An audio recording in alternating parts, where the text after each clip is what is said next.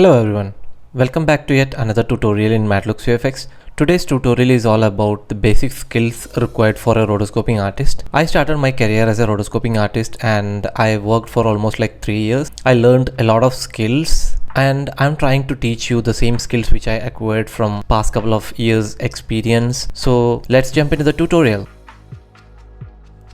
So what is rotoscoping? According to Google, Roto artists manually draw around and cut out objects from movie frames so that the required parts of the image can be used, a process known as rotoscoping. So basically we will get an input and we are going to draw splines around the object or whatever we are going to trace out, and we are going to extract alpha mattes and just passing it on to the compositing department so that they can composite pre-melted result over their composition or already made composite. So that's the work for rotoscoping artist. I will show you a practical example from my showreel. So this is my old showreel which I made in 2018. So the credit of this showreel or the footages in this showreel completely goes to the company VFX because I was working in VFX previously.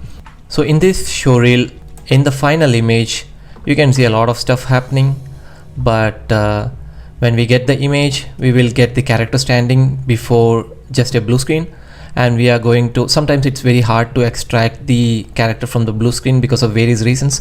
So at that time, we will be asked to do roto for this character, and we just need to trace out this character and just generate an alpha matte for this character, so that the compositor can comp this pre-melted result over the whatever element they have composited. They have already composited. Okay, in this footage we can see there are a lot of buildings with fire, and there are a lot of crazy stuff composited over here. So basically when we get the image, we will get the actor jumping into the water. We just rotoed this character and gave them, as usual, an alpha matte for the character. So they pre-melted it and composited and just made a final composite out of that. So I hope the explanation made sense for you and you understood the basics of rotoscoping right now. So let's move on to the next section. Okay, so we are inside Silhouette right now, and Silhouette is the best software for rotoscoping according to me, at least. But that doesn't matter. Like, if you learn the basics or the concepts for rotoscopy, you can straight away apply that in any other softwares as well. So just try to learn the concepts from this video and start applying in whatever softwares you are working. So we have a shot here where we can see an organic object, that means a character who is trying to climb these rocks. So the basic rule for rotoscoping is to split the shapes. So what we are going to do is like, I'm going to take a roto shape. Inside Silhouette, we have the roto shape. Okay, I'm going to place this here. Okay, this is yet another footage, so I'm going to connect it here. Okay, now as a rotoscopy art, what we will do is like, we'll just take the spline. I'm comfortable with Bezier, so I'm just drawing with a Bezier spline. So I'm going to do a roto for this character. Let's suppose I'm starting with the leg. So I will just, as a beginner, you might draw a shape like this, okay, and just finish the shape by drawing it like this. Okay, so here we have the shape, and now I'm going to animate the shape. It's gonna take a long time for me to adjust this complete shape. So what basically shape splitting is, you have to draw shapes according to the anatomy of the object. Anatomy in the sense, let's see, now we have a character here, and you definitely should understand how these joints works. Cannot move the leg from here, but you can move the leg from this joint to the angle. So if you want to draw a shape here, you have to draw specifically a shape for the shoes. Let's keep it like this, and let's draw a new Bezier spline, especially for the leg. Here what I can do is like, I will just split the shape like this, the lower part of the leg. I'm going to draw a new spline here. For the upper part, I'm going to close the shape here. So now we have 3 shapes instead of the complete roto shape for the leg. In this case, now there is a movement for the leg. Okay, this area has more movement. I can just select both the shape and I can just adjust.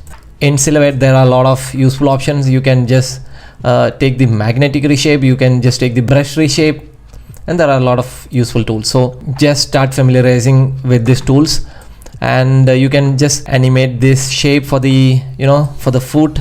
And if there are some missing shape here, you can just draw a separate shape for that, so that it's gonna be very easy for you to animate the shapes. And yeah, basically this is the way which you should start rotoscoping from your next shot. So always draw shapes according to the anatomy of the moving object. If there is no moving object in the shot, your camera movement is very minimal, you can just draw the shape according to like what you're flexible of. But if there is a camera movement and if there is a need of splitting the shapes, just split the shapes according to the camera movement or according to the anatomy. Let's see another example. Okay, so in this shot we have a deer. I mean, the shot is not that hard because the animal is still over there, but you can see a small motion in his head. It is just trying to raise his head. So never draw a shape. I'm going to take a roto shape right now. Okay, so here we have roto shape and connect this here. So never draw a shape like this.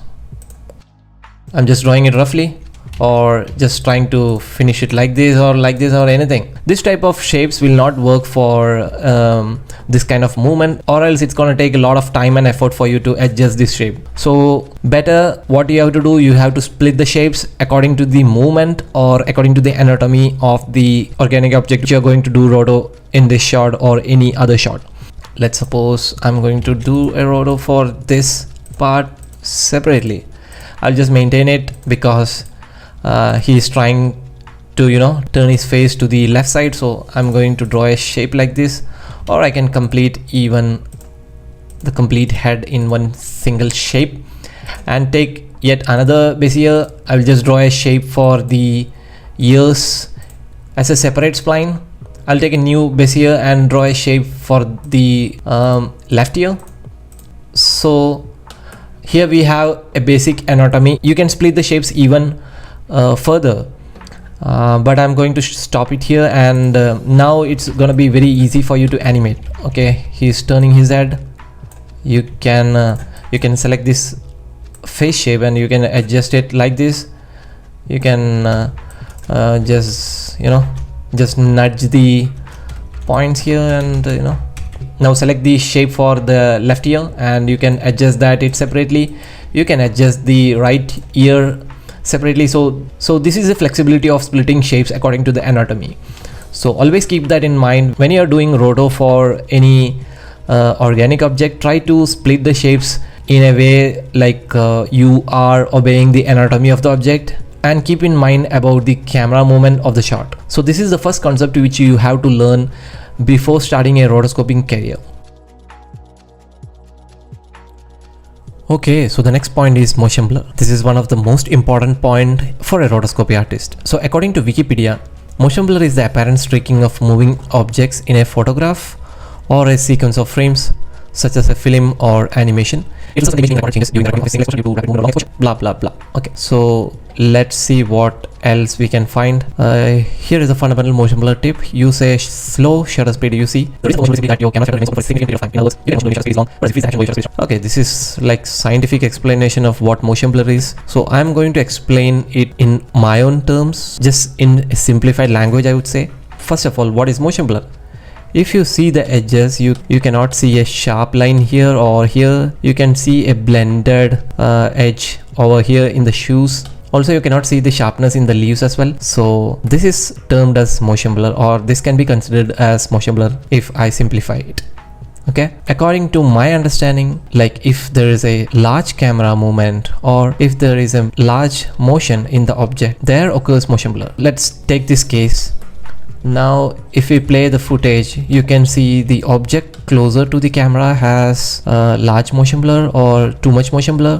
The objects which are little far from the camera don't have that much motion blur, or You can see the edges are a little perfect over here, but when we move closer to this object, you can see again the motion blur are there in the edges. So these all are the factors which according to me generates motion blur in a shot. There are a lot of scientific explanation for this, but I don't want to confuse you guys with all this scientific explanation. What I understood by working in so many shots is like the objects which are having large movement definitely generates motion blur.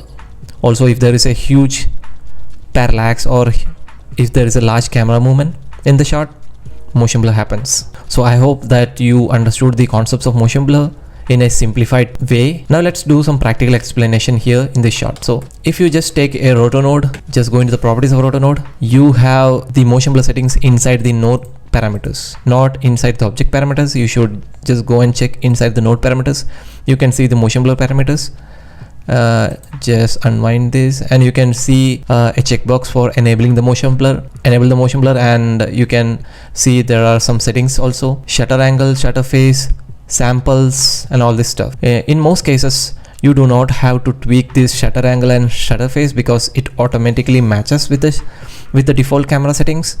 So you don't have to play this unless there is a need for you to tweak this. Okay, so the samples things, I always recommend to keep it like in between 30 to 40, but I'm just keeping it as 32. Nope, I'm just going to keep it as default because I want to show you what's the difference when we apply the samples to a value of 30 to 40. Right now I'm going to mask this shape.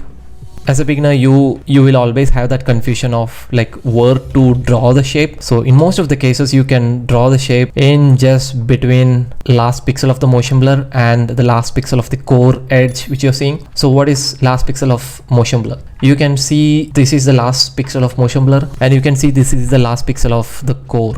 I hope you understood the concept. So I'm going to draw a shape in just middle of these both pixels. So let's suppose I'm going to draw a shape like this in between. That is like my earlier colleagues used to tell like 50-50 concept. So yeah, I just drawn a shape here. Okay, so this is my shape. You can see a solid edge here. Now what we have to do in the spline settings, you can see there is an option for turning on the motion blur. So I'm gonna click that, and now you cannot see any motion blur. So for generating motion blur, you can animate the shape. I'm just going to keep this as a 50-50 concept, or just in middle of both the outer pixel and the core pixel. So now you can see some sort of motion blur or some sort of soft edge being generated in the footage. So the important thing for motion blur, you have to animate the shape both front and back of that specific keyframe where we need the accurate motion blur. So I'm going to animate the shape in this frame as well, just adjusting the shape here. Okay, you can just adjust it a bit, adjusted this a bit. I just kept it just middle of the core pixel and the last pixel. Okay, so now if we come into the middle frame, you can see the perfect motion blur. You can see the last pixel is here and our alpha is here. So this is automatic. You don't have to worry about generating motion blur separately and all. This is just automatically generated inside the software. So now, so the main point to be noted here is like you have to maintain the anatomy of the shapes. As I told in the previous point, the anatomy of the shape is really important for animating the shape as well as generating motion blur as well. So that's an important thing which you have to keep in mind always. The second thing, now if you have some problems with the edges or the motion blur is just going out of the object or the motion blur in the input, you can just tweak the shape in the adjacent frames and generate motion blur accurately in the needed frame. So this is the basic of motion blur.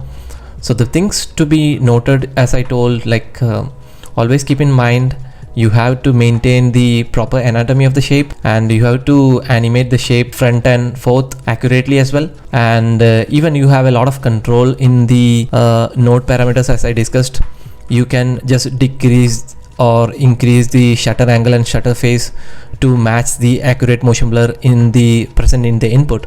And yeah, for the samples thing, so now let's suppose if I have a large movement and I'm just animating it, shape it like this. So now you can see layer by layer the samples created. So you don't want that kind of effect in your final matte. So always increase the samples of the motion blur to like 30 to in between a value of 30 to 40. So I prefer a value of 35. Now you can see the motion blur is much smoother. If you are in a need of like more samples, you can just keep it like 50 or more. But keep in mind, whenever you're increasing the samples, obviously the render time is going to become more as well. So always keep that in mind. So yep, this is all about motion blur.